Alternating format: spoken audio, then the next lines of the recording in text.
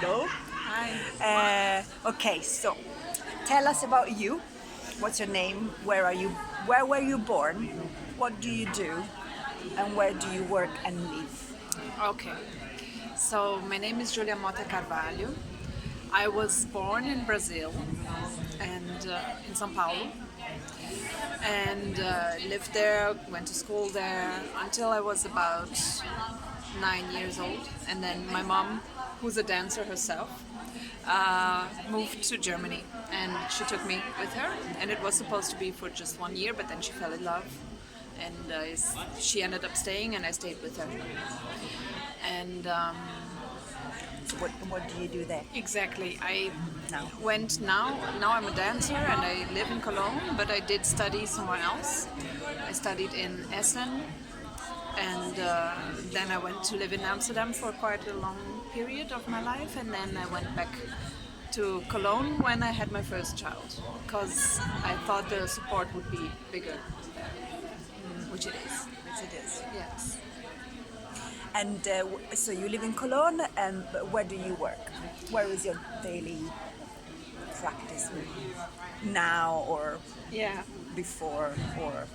Well, my daily practice is quite irregular. Yeah. I would like it to be more Yeah. regular, but I don't really manage because now I have two kids. But when I had only one, we were touring a lot. So our day-to-day business would normally be sell the pieces, like do the booking procedure, arrange the travel, perform, come back, and that we Do you have your own company or? Yes, exactly. We have our okay. own company, What and is it called? it's called Performing Group. And we have mainly one piece that tours a lot, and we have other pieces that tour a bit less. Okay. And this one piece that tours a lot is a youth theater piece. It's more physical theater than dance. And we have been touring with it more in Asia and Europe. Okay. Yeah. So the next question is, when did you start thinking I am ready to be a mom I don't in a think. dance career Yeah. during a dance, Yeah, Career. during dance career. I I can't recall if it was a conscious decision. It was more like people around us were starting to get pregnant and yeah, It's having contagious. babies, and it was kind of contagious, right? Yes, not in my town in Amsterdam, not where I was in Amsterdam. That's why I decided to go to Cologne, because in Cologne my friends were having babies, and that was when I was around 30, Okay. 31. Yeah. Um, when did you find out you were expecting, and how old were you? Yeah, I was. I was 31, and I found out during a residency that we had in south of France with fellow artists. We were doing dance kind of movie, and one of us, the director, who was a woman, also she was pregnant, and I already knew about her. And I, on the trip there, going to start the residency, I already felt like something was different. I felt my body was responding in a different way, and I was already suspecting it. But then we arrived in the residency and started working, and I started feeling sick. And then we still went out to party and everything. And then after a few days of feeling very strange, I did a test and found out I was 31. Yeah. Okay. What else do we want to know? How long did you work for during your pregnancy, and after how long did you start to work again? Right. With the first I worked not such a long time. I remember because I wasn't. We didn't have the company yet at that time. It was 2011, so I was more freelance, and I didn't have that much work to continue. So I just continued taking classes, but I think I stopped around 7 months. Okay. But I'm not quite sure. I can't really remember. I just know that I started again when my firstborn was 9 months old. That's the first project I did, and then I already had to direct a company in a different town from where I was living. It was a bit of a hassle to I to imagine. organize. Yeah, that's what we want to Yes. know, how you did it. But maybe I can say also about the second one. With the second one, I was pregnant during a whole big production in a theater, and the day he was due was exactly the day of the premiere. So I worked up until the day of the premiere, but I wasn't dancing; I was directing, so it was a bit easier. Yes. But I went. I remember I went on stage for the bows of the premiere with a Big. big belly, and then he still. I think he kind of knew I was busy, so he waited 7 more days, and then he came. 7 days after due date. Yeah. Nice. How much control did you have over when you stopped working and started again? And if you got any maternity pay, etc. How did that work? Well, it's interesting because in Germany, where I live, there are a lot of regulations for pregnant moms, which all don't apply to me because I'm a freelance dancer. So it was a bit of a unclear situation for me, especially with the last one. The first one I was not employed anyway, but with the second one I was doing this production in the theater and I had a contract, and I was a bit of advised not to mention to the theater director that I was pregnant. So I just didn't tell anyone. Of course, you could see it because I was in the last months of pregnancy, but I could do it. But it was a bit of an uncertain state. However, I could continue working, and I did earn, and then I had the right to receive. I think they call it mother money, like the money for mothers. Yeah. And but that, being a freelance dancer, again doesn't normally pay out as it would for a normally employed person. So I ended up having almost nothing because of taxes and because of the status that simply freelance people have, which is not very good in Germany.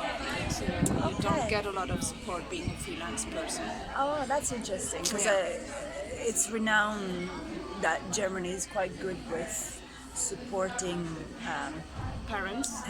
And, It is. I didn't know that the freelance was a difference. Yeah, because Germany is a bit based on employment, on the work of employers and employees. Yeah. And they don't have a lot of good regulations for freelance people. The state kind of assumes that if you're freelance, then you are a rich kind of big business freelance person that earns, I don't know how many thousands of euros each month. That's kind of what they assume. I see. So if you don't, then you are a bit you fall under the umbrella. I don't know. They don't support it so much. Yeah. Interesting. Okay. The next question is: did you have plans in place for your return to work? Maybe we already talked about it. No, that I haven't mentioned. It's this is the first physical thing I'm doing. Yeah, let's after, talk about now. Yeah. About this because you have a 1.5-year-old. Exactly. This is my second, and I actually planned when I got pregnant with him. I thought maybe this time I will really take 2 years off and only be with him. Yeah. Maybe do some training for myself, but not work. But that hasn't really worked out because I do need to start working again, also for financial reasons. But then this intensive appeared, and then I thought, okay, this is a good way to start training again, and then hopefully I'll be working in April again. Yeah, so just to say, because we haven't mentioned, we're doing a 4 weeks intensive, Exactly. 8 hours a day. Yeah. Quite intensive. Quite Intensive. quite intensive. Yes. And this is the last week. Right. And we have survived. And so we have far. survived, yes. Quite well. So far, yeah. Pregnancy, birth, and postnatal experience. Training, shows, and feelings. Let's start with maybe pregnancies. If you have anything useful to tell anyone, like if you had any pregnancy issues that you have solved or not, or like birth things that you like to talk, or postnatal issues that you have resolved.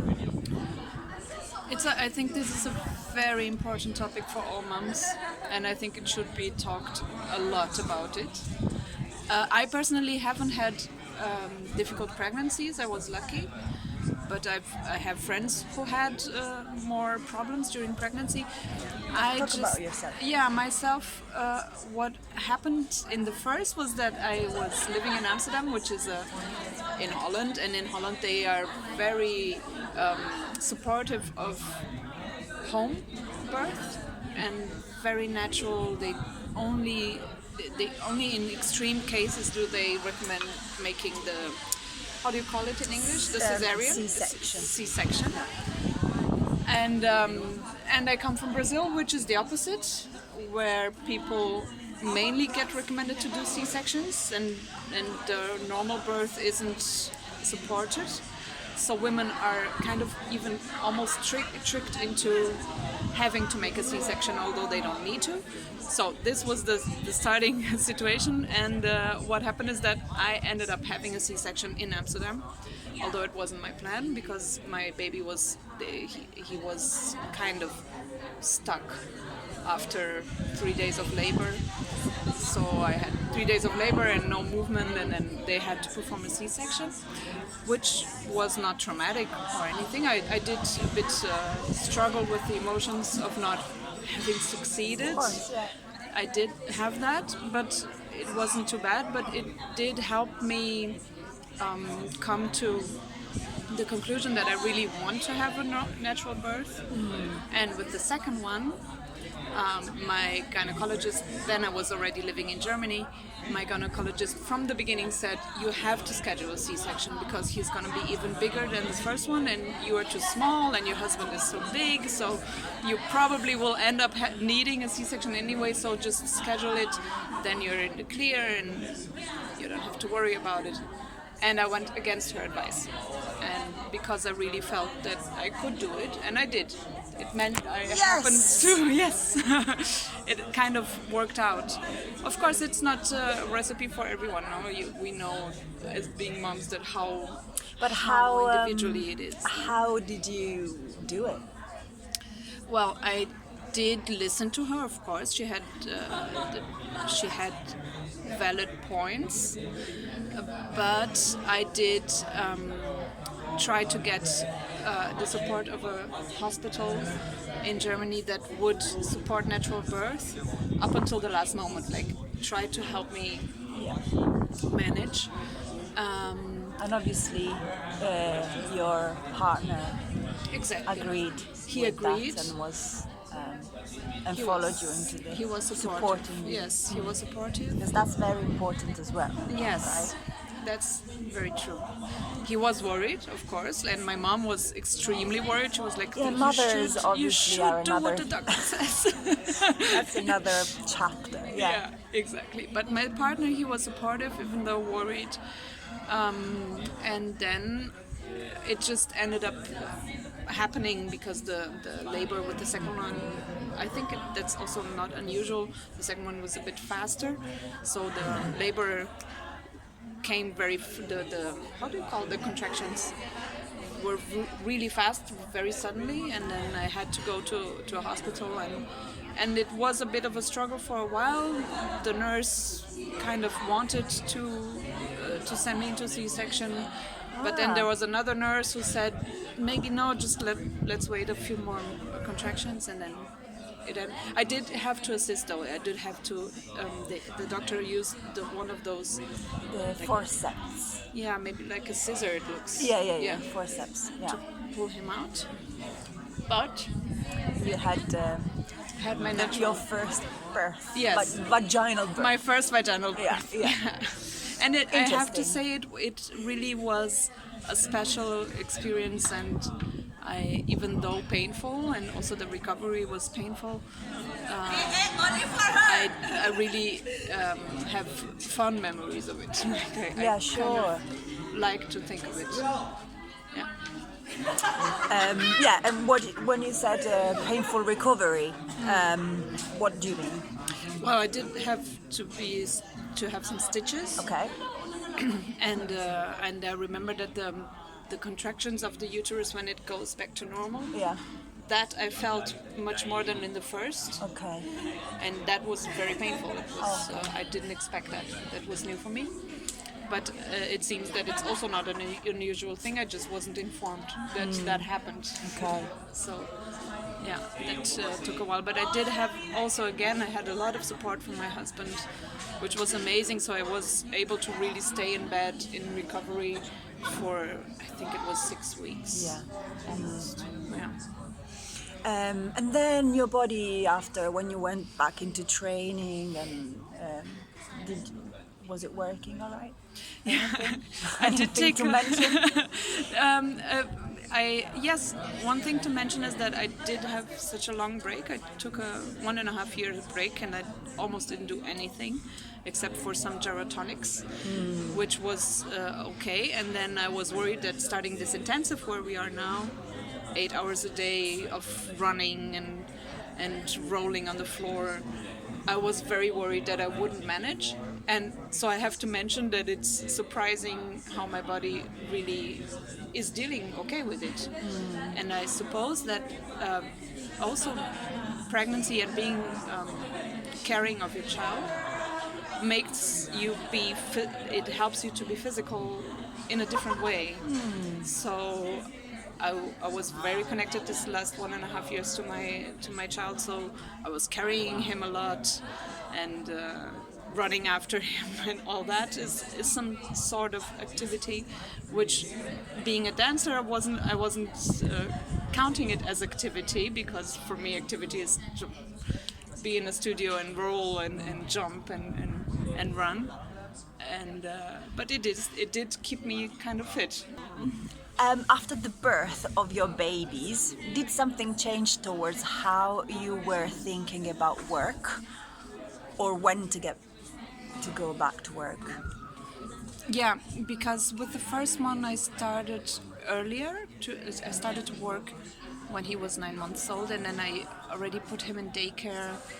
I think he was 18 months. Okay. That was the earliest I could get in Germany. Okay. Otherwise, I think I would have done it earlier had I had a place for him with the first.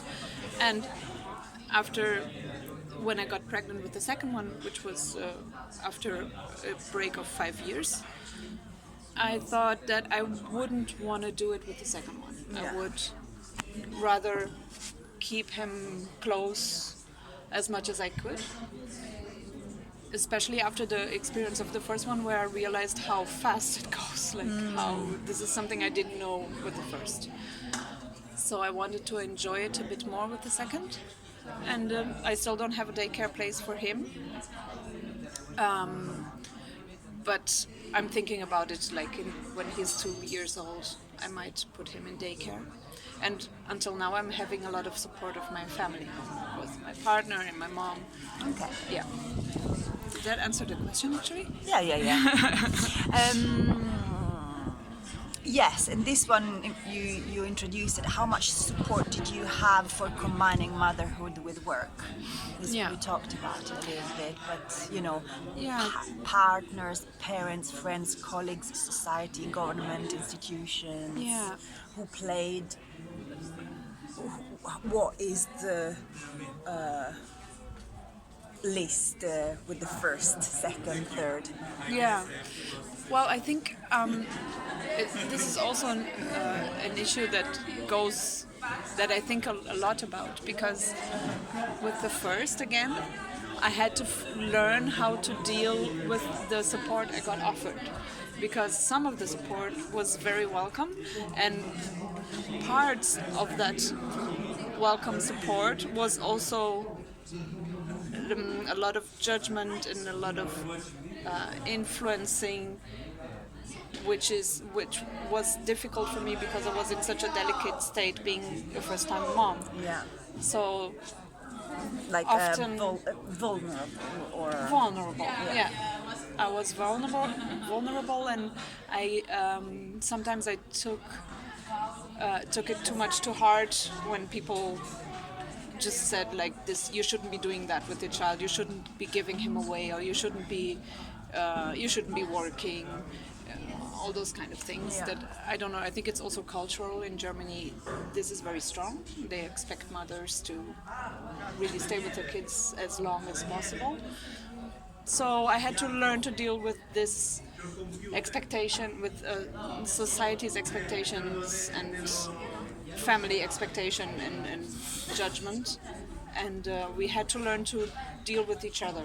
Like I had to learn to deal with my family and to tell them what I wanted, and they needed to see that I was anyway still managing well. And this is something that grew over the years, but in the beginning it was a bit emotionally tiring, I would say. And now with the second, it's not a problem anymore because now I know how it is, and they know how I am, Yes. and and You opened the door. exactly, yeah. So Okay, let's see what other question we got. If you feel you could have used more support or less interfering, what would you have wanted? I think I could have used a bit more of support from other mothers, in the sense that I could have.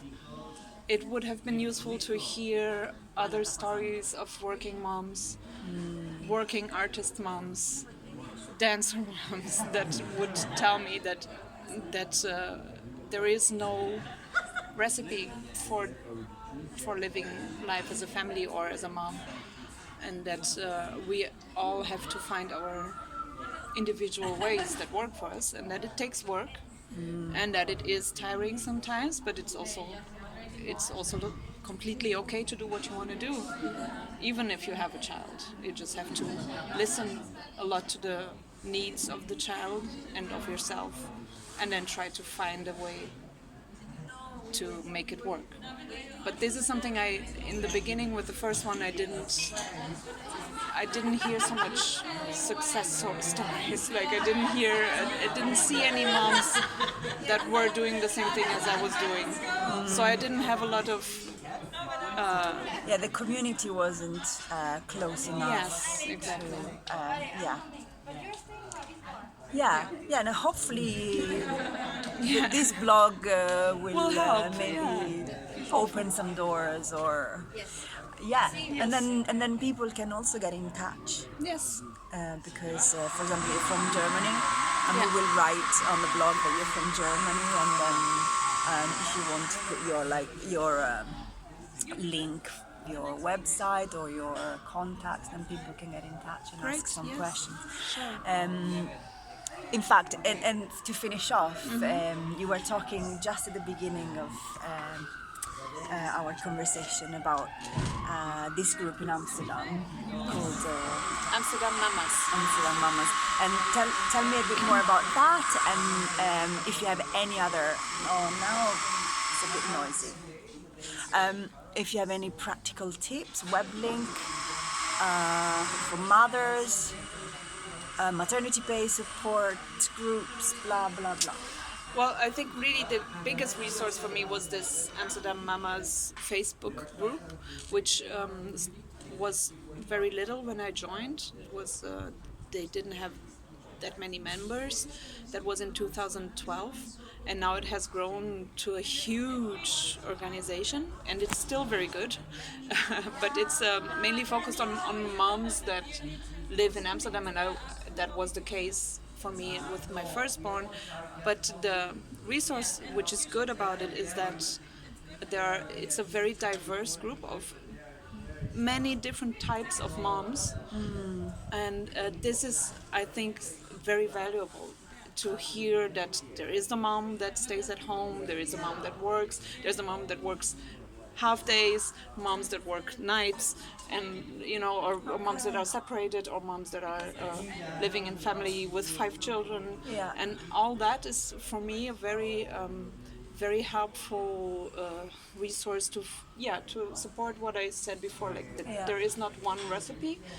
Every one of us lives a different life, and we still can manage to help each other with experience Yeah.